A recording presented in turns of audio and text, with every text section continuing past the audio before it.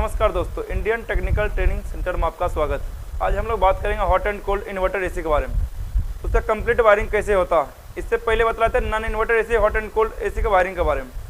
और यहाँ पे inverter AC hot and cold जो रहेगा जितना भी, उसमें से सबसे जो डिफिकल्ट होता है वोल्टाज का, वही वोल्टाज वाला कनेक्शन बता रहे हैं। बाकी सारा पीसीबी आपको समझ में आ जाएगा इसी दे करके कि क्या चीज़ रहता है और कैसे काम करता है। तो पूरा वायरिंग आपको डिस्प्ले पे बनाया हुआ है, बस इसको समझाना है। इंडोर है और आउटडोर है, तो इंडोर आउटडोर अगर समझना है तो ये लकीर यहाँ पर पारे हुए हैं, जो ये लकीर यहाँ दिख रहा पीला वाला, यहाँ से इधर पूरा इंडोर हो जाएगा और यहाँ से इधर पूरा आउटडोर हो जाएगा। तो पहले हम लोग पूरा इंडोर कनेक्शन समझते हैं पूरा, उसके बाद फिर आउटडोर समझेंगे कंप्लीट। ये इन्वर्टर एसी का है। बाकी जितना भी इन्वर्टर एसी है, चाहे हॉट एंड कोल्ड हो या नहीं हो, इंडोर कनेक्शन सेम रहेगा। आउटडोर कनेक्शन अगर हॉट एंड कोल्ड है थोड़ा सा अलग रहेगा, अगर हॉट एंड कोल्ड नहीं है फिर उसका तो फिर नॉर्मल रहेगा। तो अब यहाँ पर हम लोग समझते हैं पहले इंडोर का।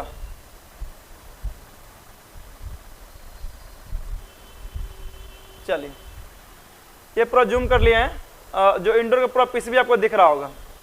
स्टेबलाइजर वगैरह नहीं लगा है, कारण है वो पूरा जगह छेकता, उसमें कुछ ज़्यादा है नहीं। इनपुट जाएगा स्टेबलाइजर में और वहाँ से आउटपुट निकलेगा। यहाँ से हम लोग क्या करते हैं, पावर सप्लाई सबसे पहले शुरुआत करते हैं। यहाँ जो पावर सप्लाई लेंगे, जैसे स्विच को ऑन करेंगे, यहाँ से क्या होगा, कहाँ चला जाएगा, इंडोर में कनेक्शन। और इंडोर में जाएगा तो वहाँ सबसे पहले इंडोर के पीसीबी में जाएगा। और इंडोर के जब पीसीबी में जाएगा तो मेन जो पावर सप्लाई हमेशा वायर लेते हैं वो 3 वायर लेते हैं, लाइन, न्यूट्रल और अर्थ लेते हैं। जो बॉडी अर्थ लेते हैं सेफ्टी के लिए। बाकी यहाँ जो लाइन, न्यूट्रल, अर्थ है, सबसे पहले हम अर्थिंग का कनेक्शन कर लेते हैं। अर्थिंग इंडोर के पीसीबी में जगह है तो पीसीबी में चला जाएगा, नहीं तो इंडोर के बॉडी में चला जाएगा, ठीक है। और वहीं से अर्थिंग कहाँ चला जाएगा, इंडोर के कनेक्टर पे, जहाँ से इंडोर के कनेक्टर पर से आउटडोर का कनेक्शन निकलेगा। यह है अर्थिंग का कनेक्शन। अब है आपका न्यूट्रल। जब हम लोग न्यूट्रल पकड़ते हैं तो न्यूट्रल है कि पीसीबी में जाएगा। पीसीबी में न्यूट्रल का पॉइंट बना हुआ रहेगा और वहाँ पे एन लिखा हुआ रहेगा या एन पावर लिखा हुआ रहेगा। तो न्यूट्रल पॉइंट को वहाँ पर देना है इनपुट, और उसके बाद वहीं से न्यूट्रल को कहाँ दे देंगे, डायरेक्ट इंडोर के कनेक्टर पे, जहाँ से आउटडोर का पावर सप्लाई निकलता है। अब यहाँ पर न्यूट्रल का कनेक्शन हो जाएगा। उसके बाद हम लेते हैं फेज। जब फेज लेंगे तो ये जो फेज है रिले पे देना होता है। तो रिले का हमेशा जब भी देखिएगा तो इन्वर्टर एसी रहे चाहे नॉन इन्वर्टर एसी रहे, उस पर आपको 2 पॉइंट नजर आएगा। रिले पे 2 पॉइंट में आपको जो रहेगा, आपको देखना मल्टीमीटर कंटिन्यूटी रेंज में सेट करना। मल्टीमीटर को कंटिन्यूटी रेंज में सेट करना और एक लीड को क्या रखना है, रिले के एक पॉइंट पे, और दूसरा लीड को फ्यूज के बारे से दोनों सिरा पर रखना। जिस सिरा पर से बीप का आवाज दे दिया, समझिएगा वो मेरा क्या है, वो इनपुट पावर सप्लाई है।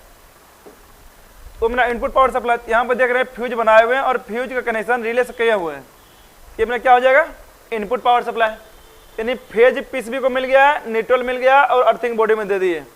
जैसे फेज और न्यूट्रल पीसीबी को पावर सप्लाई मिलेगा तो सबसे पहले पीसीबी ऑपरेट होगा, वहाँ पे ऑन होगा। और ऑन होने का मतलब है डिस्प्ले जलेगा, और रिमोट दबाएंगे डिस्प्ले ऑन होगा और पूरा इंडोर चलना शुरू हो जाएगा। जब इंडोर चलेगा उसके बाद निर्भर करेगा हम लोग किस मूड पर दिए हैं, उसके हिसाब से आउटडोर चलेगा। आप अगर कूल मूड में दिए हैं तो आउटडोर चलेगा, अगर आप गलती से फैन मूड में कर दिए तो आउटडोर चलेगा नहीं। इस पर ध्यान देना थोड़ा सा। अब यहाँ पर हम लोग माने कूल मूड पर दे दिए हैं और उसके बाद क्या चीज़ चालू कर दिए, और चालू है तो इंडोर चल रहा, बोलोवर मोटर चल रहा, स्विंग मोटर है, स्विंग मोटर चालू करते हैं, डिस्प्ले है, डिस्प्ले चलेगा। कुछ का ट्रांसफार्मर बाहर रहेगा, कुछ का ट्रांसफार्मर अंदर लगा हुआ रहेगा। अब यहाँ पे है रिले, जैसे 3 से 4 मिनट होगा, लेकिन अचुआ तो नॉन इन्वर्टर में होता है। इन्वर्टर में क्या होता है कि जैसे न्यूट्रल फेज दीजिएगा तो रिले से तुरंत बाईपास होकर करंट आउटडोर को पहुंच जाता है। यानी कि लाइन और न्यूट्रल जो है आउटडोर के इसमें तुरंत मिल जाएगा। नॉन इन्वर्टर में 3 से 4 मिनट टाइम लेता हूँ, इन्वर्टर में तुरंत मिल जाएगा। ये चीज़ ध्यान देना। पूरा प्रोग्राम इसमें क्या हुआ रहता है, जैसे इसको 12 वोल्ट डीसी मिलता है तुरंत छोड़ देता है, और इन्वर्टर में तुरंत 12 वोल्ट डीसी इसको मिल जाता है। अब यहाँ पे है कि न्यूट्रल मिल गया, लाइन मिल गया, आउटडोर के लिए यहाँ से कनेक्शन होगा। लेकिन एक्स्ट्रा वायर यहाँ पर और निकल रहा, पीला वाला वायर जो यहाँ पर दिखला रहे हैं, ये चीज़ वहाँ पर अलग अलग कलर का वायर रहेगा, लेकिन यहाँ पर हम पीला कलर दे, तीनों अलग अलग कलर से बनाए। तो ये जो पीला कलर है उसमें पीछे में हम लिखे हुए हैं सी, कहीं पे लिखा हुआ रहेगा COMM, कहीं पे लिखा हुआ रहेगा S, क्या कहीं पे लिखा हुआ रहेगा आउट। इस सब का मतलब रहेगा कम्युनिकेशन का वायर निकल रहा। इन्वर्टर एसी हमेशा जो है इंडोर और आउटडोर के कम्युनिकेशन के आधार पर काम करता। इंडोर और आउटडोर के बीच में एक कम्युनिकेशन वायर चलता है, जो इंडोर और आउटडोर आपस में कम्युनिकेशन करता है वोल्टेज के जरिए। अब यहाँ पर जो है वायर निकल गया, ये जो है पूरा फेज नहीं रहेगा, ये डीसी रहता है, वो मुश्किल से 5 से 25 वोल्ट फ्लक्चुएशन में रहता है। वो आगे बतलाएंगे कैसे चेक करना प्रॉपर वोल्टेज। ये पहुंच गया कम्युनिकेशन वायर, ये न्यूट्रल और ये लाइन, अरे ये एक अर्थिंग। ये सारा कुछ काम करेगा। एक समान और रहेगा इसमें रूम सेंसर और कॉइल सेंसर इंडोर में। बाकी डिस्प्ले में फिर IR सेंसर जो रिमोट से छोड़ा गया सिग्नल को कैच करता है।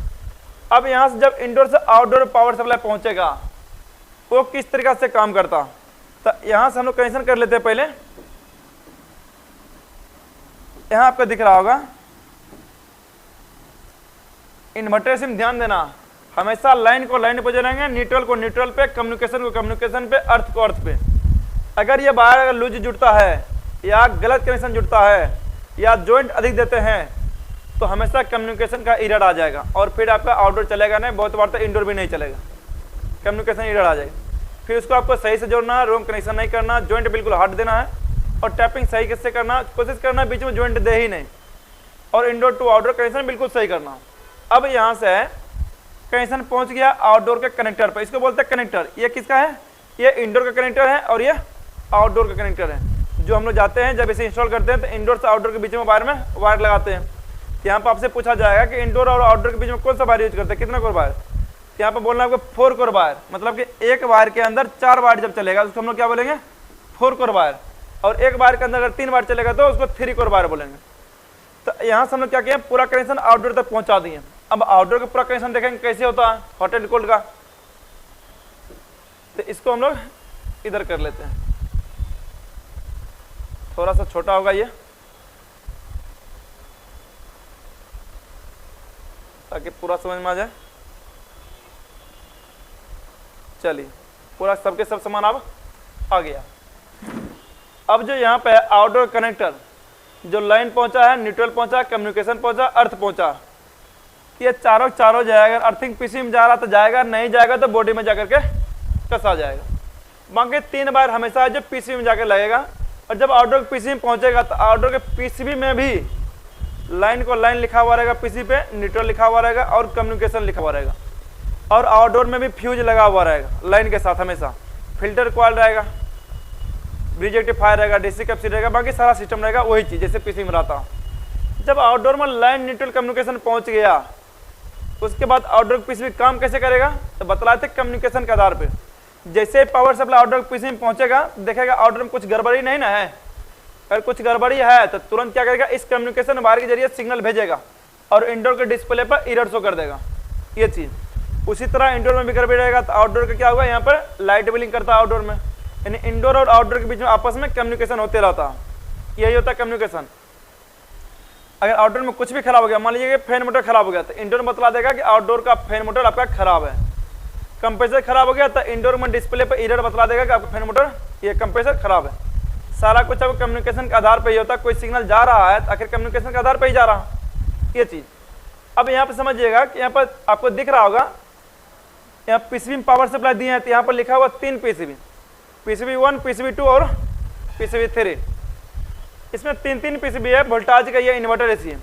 बाकी दूसरा अगर हॉट एंड कोल्ड एसी में जाते हैं तो वहाँ पर 3 पीसीबी नहीं मिलेगा, बस एक ही पीसीबी मिलेगा। और एक पीसीबी रहेगा तो उसमें कैसा कनेक्शन रहेगा वो जस्ट आगे बतलाते हैं, पहले इसको समझ लीजिए, वो आसानी से भी समझ में आ जाएगा। यहाँ पर सबसे पहले जैसे अब आउटडोर नंबर लाइन पहुँच गया तो आउटडोर में कौन कौन सा सामान है लोड का, जो न्यूट्रल और फेज पर चलने वाला मेन हमेशा उसको पकड़ना है, और जो काम का सारा सामान तो पकड़ना है। तो सबसे पहले यहाँ पर 4 वे बल्ब, यहाँ पर बात कर रहे हैं हॉट एंड कोल्ड एसी का, तो 4 वे बल्ब सबसे पहले पकड़ना। 4 वे बल्ब ही है जो यहाँ पर दिख रहा है, यही हॉट एंड कोल्ड का काम करता। जो यहाँ पर हम आपको लिखे हुए भी हैं, ये वाला पॉइंट, ये वाला क्या है 4 वे बल्ब, यही काम करता है हॉट एंड कोल्ड का। कैसे, तो जब इसको 220 वोल्ट एसी इस पे मिलेगा, इस पॉइंट पे 220 वोल्ट एसी इसको जैसे ही मिलेगा ये हॉट मोड में काम करना शुरू कर देगा। कैसे, तो जैसे ही 220 मिलेगा तो ये क्या करेगा, कंप्रेसर की जो गैस निकलता है डिस्चार्ज से बाहर, गैस के डायरेक्शन को ही ये चेंज कर देता।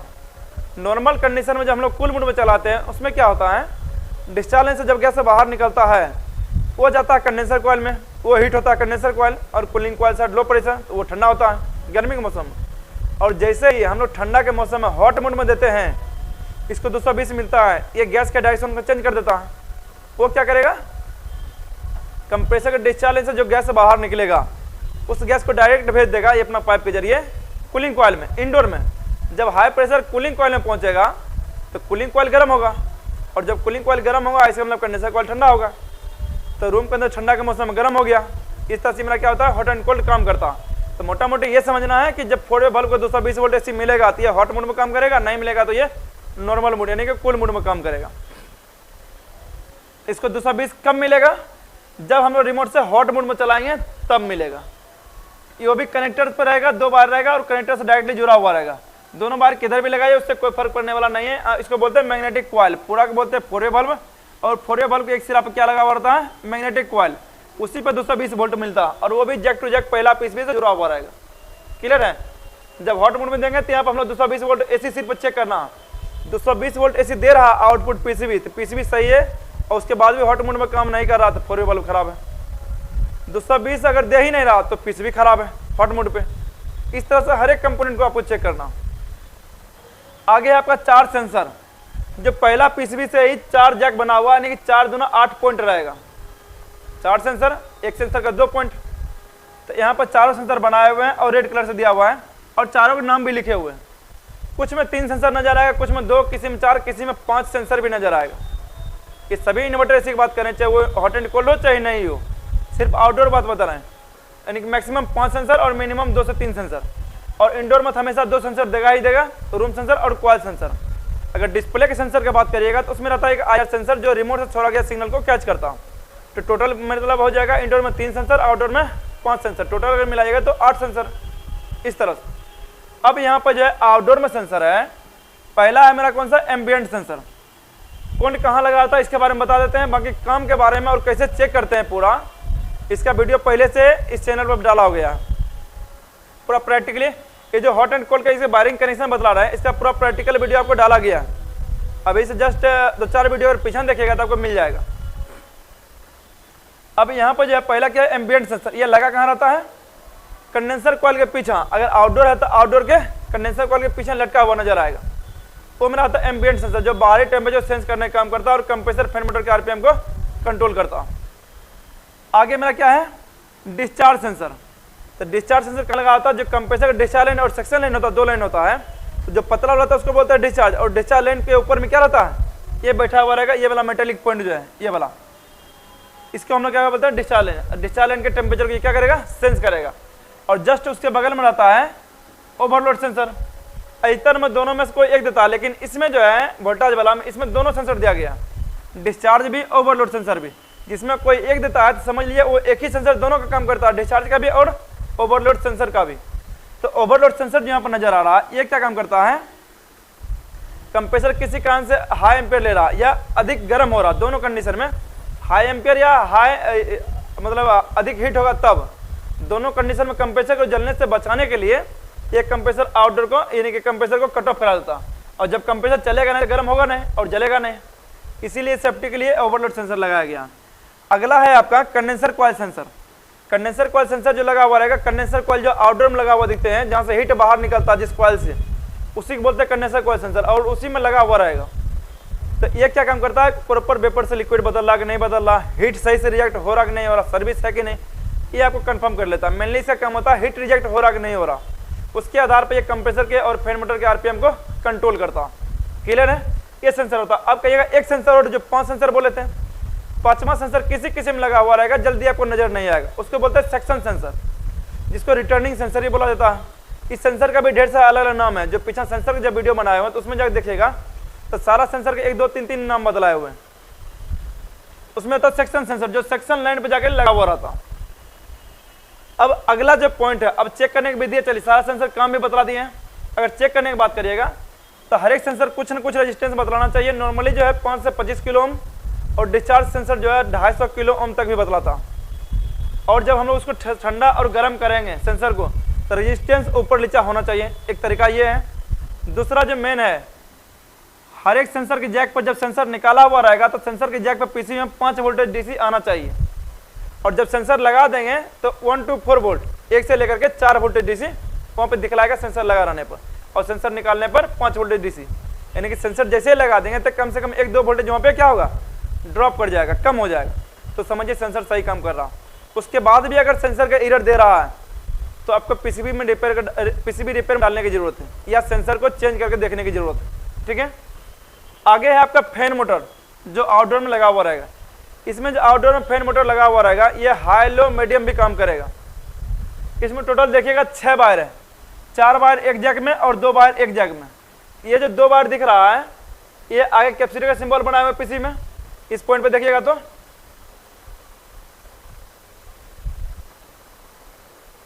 चलिए इस पॉइंट पे कैपेसिटर सिंबल बना हुआ है। तो ये जो है दोनों बार कैपेसिटर में ही जगह लगा होता है, इसका कैपेसिटर पीसीबी में ही लगा रहता है। आप चाहिए तो बाहर भी लगा सकते हैं। उसके बाद ये जो 4 वायर दिख रहा है एक रनिंग रहता है, बाकी 3 जो है हाई लो मीडियम रहता है। एक रनिंग रहता है, बाकी 3 हाई लो मीडियम रहता है और 2 जो है रनिंग स्टार्टिंग कैपेसिटर पर डायरेक्टली जाकर के लग जाएगा। यानी कि टोटल 6 वायर कनेक्शन है, 3 speed 6 wire 3 speed motor connection है इसमें। अब जो है इसमें आगे क्या है, दूसरा पीसीबी और तीसरा पीसीबी। पहला पीसीबी तो आपको समझ में आ गया होगा। अब जो है पहला पीसीबी, दूसरा पीसीबी, तीसरा पीसीबी, आपस में इसको कनेक्ट करने के लिए मोटा मोटा 2-2 वायर दिखेगा। जैसे यहाँ पर हम लोग दिए हुए हैं 2 वायर यहाँ पे है, 2 वायर यहाँ पर दिख रहा है जो पहला पीसीबी और दूसरा पीसीबी के बीच में है। उसी तरह 2 वायर है पहला पीसीबी और दूसरा पीसीबी के बीच में और 2 वायर जो है दूसरा और तीसरा पीसीबी के बीच में लगा हुआ। ये आपस में हाई वोल्टेज को कनेक्ट करने के लिए, डीसी वोल्टेज को आपस में कनेक्ट करने के लिए दिया हुआ। उसके बाद ये जो पतला पतला वायर दिख रहा है ये मेनली रूप से देखिएगा तो जो कंप्रेसर को कंट्रोल करता है वो तो सेकंड वाला पीसीबी कर रहा है, लेकिन सेंसर तो लगा हुआ प्राइमरी पीसीबी में और इंडोर में भी है। तो जो इंडोर से सिग्नल मिलेगा और इधर से जो सिग्नल मिलेगा वो सिग्नल प्राइमरी में कैसे जाएगा और सेकेंडरी में कैसे जाएगा और सेकेंडरी से प्राइमरी में कैसे जाएगा। उसके लिए पतला वाला वायर दिया गया है कि आगे जब कुछ जो सिग्नल देना है वोल्टेज के रूप में, कुछ वोल्टेज के रूप में यहाँ पर सिग्नल प्राइमरी में, सेकेंडरी में, प्राइमरी से और फिर इंडोर में, इंडोर से आउटडोर में, इस सारा सिग्नल यही पतला वायर के जरिए होते रहता। आपको चेक करने की जरूरत नहीं, ये जैक टू जैक लगा हुआ रहेगा। इसमें जितना भी वायर है लगभग सबके सब जैक टू जैक रहेगा, उल्टा पुल्टा कनेक्शन होगा नहीं। अब यहाँ पे है जो सेकंड वाला पीसी, थर्ड वाला पीसी देखिएगा तो सिर्फ 2 बड़ा वाला कैपेसिटर लगा हुआ हाई वोल्टेज जो 280 से लेकर के 320, 25, 340 वोल्टेज तक चार्ज होता है। इससे भी अधिक क्षमता होता है। नॉर्मली ये चार्ज 280 से लेकर 325 वोल्ट डीसी चार्ज हो पाता जब चेक करिएगा तो। अब यहाँ पे दिख रहा होगा सेकंड पीसीबी। सेकंड पीसीबी में क्या लगा था, मेन जो कंप्रेसर कंट्रोल करता है या तो आईपीएम आईसी रहेगा या अच्छा आईजीबीटी रहेगा जो पल्स जनरेट करता है, ये चीज काम करता है। एक एक आईजीबीटी में 2-2 पल्स रहता। अब यहाँ पर जो है आईपीएम आईसी जब मेनली रूप से कंप्रेसर को कंट्रोल करने के लिए होता, कितना स्पीड में कंप्रेसर चलाना है, कितना स्पीड में नहीं चलाना, कंप्रेसर कब बंद करना नहीं करना, सारा आईपीएम आईसी काम करता है। और आईपीएम आईसी में ढेर सारा इसमें लेग निकला हुआ रहता है, अलग अलग लेग पर अलग अलग वोल्टेज आता है, अलग अलग सिग्नल आता है, उसके आधार पर ये काम करता है।